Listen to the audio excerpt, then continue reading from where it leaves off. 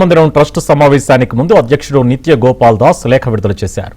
రామమందిరం నుంచి కానుకల దొంగతనం ఘటనపై తీవ్ర విచారం వ్యక్తం చేశారు. దొంగతనం ఆరోపణలపై తీవ్రంగా బాధపడ్డానని లేఖలో పేర్కొన్నారు. ఈ పాపానికి పాల్పడిన వారిని ఎట్టి పరిస్థితులను విడిచిపెట్టకూడదని, వారిని అత్యంత కఠినంగా శిక్షించాలని డిమాండ్ చేశారు.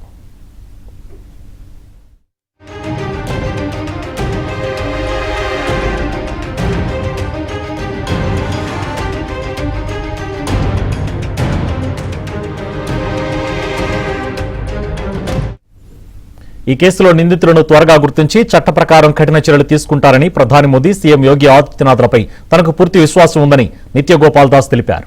కోట్లాది మంది హిందువుల విశ్వాసానికి చెందిన ఈ విషయాన్ని ఎవరూ రాజకీయం చేయకూడదని లేఖలో ఆయన విజ్ఞప్తి చేశారు.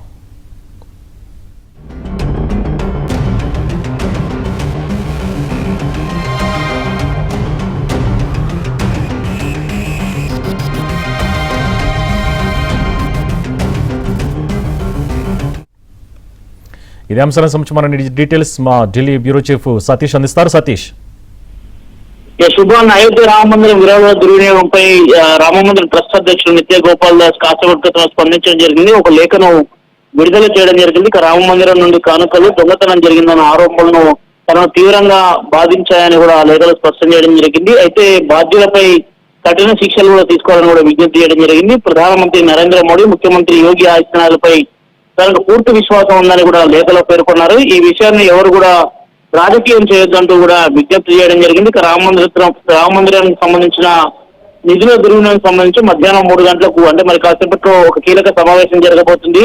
సమావేశంలో ప్రధానంగా నిధుల దుర్వినియోగం ఆరోపణ నేపథ్యంలో ఈ తీర్థానికి సంబంధించిన ట్రస్ట్ సంబంధించిన వారంతా కూడా భేటీ కాబోతున్నారు. ఇప్పటికే trust general secretary Champat Rai, trustee Anil మిశ్రాల రాజీనామాలపై కూడా కొంత ఆసక్తికి నెలకొందని చెప్పాల్సింది. ఇప్పటికే వారు వాటి నుంచి వైదొలుగుతున్నట్టు కూడా స్పష్టం చేసినప్పటికీ కూడా ఈ రోజు జరగబోయే సమావేశంలో ఎలాంటి చర్యలు తీసుకోబోతున్నారు. ఇకపైన ఇప్పటికీ ఒక సిట్టు నిర్మించారు. ఆ సిట్టు 8 మందిని అరెస్ట్ చేసింది. 8 మంది నుంచి అనేక నిధులను సైతం కూడా రికవరీ చేసిన పరిస్థితి నెలకొంది. ఈ ఆరోపణ నేపథ్యంలో ఇప్పటికే తమ పదవులకు రాజీనామా చేసిన చంపత్ రాయ్ పైన ఎట్లాంటి నిర్ణయం తీసుకుంటారనేది చూడాల్సి ఉంటుంది.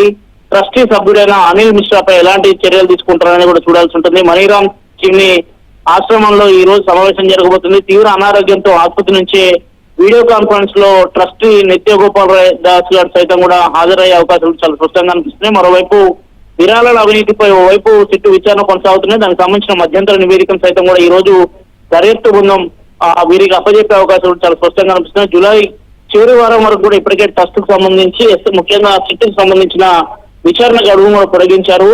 జూలై నెలాఖరులోగా కూడా పూర్తి విచారణ చేసి కూడా దానికి సంబంధించిన నివేదికను ముందు పెట్టాలంటారు. మరోవైపు సిబిఐ విచారణ జరగాలి. దాదాపు 200 కోట్లకు పైగా కూడా రామ మందిరం పేరిట నిధుల దుర్వినియోగం పెద్ద ఎత్తున కూడా జరిగిందనే ఆరోపణ కూడా పెద్ద ఎత్తున వస్తున్న నేపథ్యంలో అటు బీజేపీ ప్రభుత్వానికి కావచ్చు, రామ మందిరం ట్రస్ట్ సభ్యులకు కావచ్చు తీరని ఒక తలనొప్పిగా మారిపోయిందని చెప్పాల్సిన దేశవ్యాప్తంగా అయోధ్య రామ మందిరాన్ని ఎంత ఘనంగా నాటి సందర్భంలో ప్రధాని మోదీ ప్రారంభించారో ఆ గుడికి సంబంధించి నాటి నుంచి కూడా నేటికి జరిగిన పరిణామాలు కావచ్చు, అనేక విరాళాల రూపంలో వచ్చిన నిధులు ఎక్కడికి వెళ్ళాయి అనే దానిపైన కూడా ఇంకా లెక్క పత్రాలు లేకపోవడంతో ఈ రోజు జరగబోయే సమావేశంలో నిధులకు సంబంధించిన అంశంలో ఎట్లాంటి చర్యలు తీసుకుంటారు. మరోవైపు ట్రస్టీ సభ్యులుగా ఉండి జనరల్ సెక్రటరీగా ఉన్న చంపత్ రాయ్ పైన ఎట్లాంటి చర్యలు చేపడుతుంది, వారిని ట్రస్టీ నుంచి వైదొలిగేందుకు చర్యలు చేపడుతుంది. దాంతో పాటు సిట్టుకు అటు ట్రస్ట్ సభ్యులు కూడా మరోసారి లేఖ రాస్తారని కూడా చూడాల్సి ఉంటుంది. శుభం. Right, thank you Satish.